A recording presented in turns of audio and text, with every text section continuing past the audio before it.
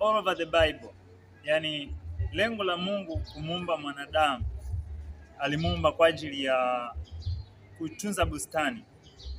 Na ukisemea kuitunza bustani, ndio utakuta kuna gardener unakuta na mimea pale, maua amepanda nini, anauza nini. Kwa hiyo ni kazi ambayo inaingiza kipato. Kwa hiyo Mungu alimuumba Adam aitunze, kwa maana kwamba amiliki na kutawala wanyama, miti, wadudu, kila kitu. Kwa sasa nini ninachotaka kusema siku ya leo ni kwamba sisi tumeumbiwa kumiliki na kutawala.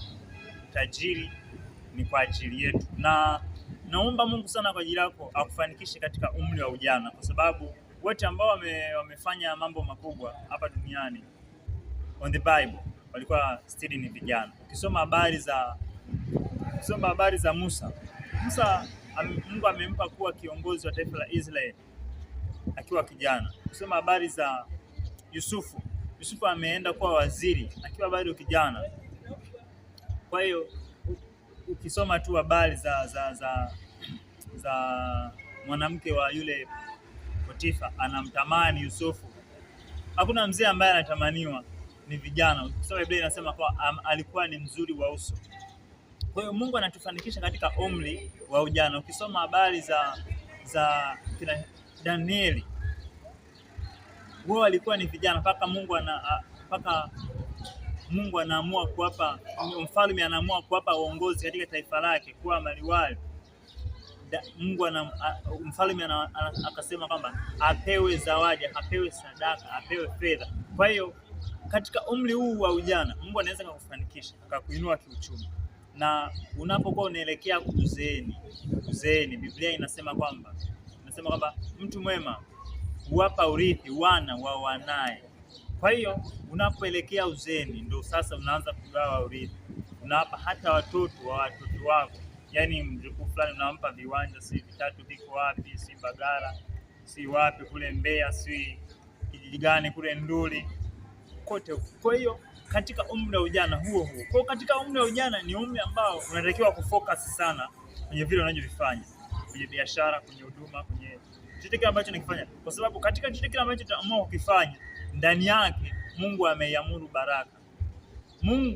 Solomon hakuwa mfanya biashara, lakini watu walikuwa wanakuja wanatafuta hekima kwake, wanampa utajiri. Yusufu alikuwa tajiri, Yusufu Alimataya. Biblia haijatueleza vizuri nyuma ya utajiri wake alikuwa anafanya nini, lakini inasadikika kwamba alikuwa ni mfanya biashara. Katika yeye alipata utajiri.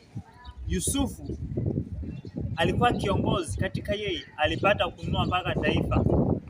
Aliweka akiba ya vyakula, watu wakaishiwa vyakula. Ikabidi sasa wao wanaanza sasa kutoa ng'ombe ili wapate mazao kwa ajili ya chakula. Watoe mashamba. Kwa hiyo katika kila kitu ambacho wewe unaamua kufanya, ndani yake kuna baraka, ndani yake kuna urithi. Kwa hiyo kile kitu ambacho nakifanya ni swala kiombea ili Mungu akibariki katika hicho, ujue namna ya kutoka kiuchumi.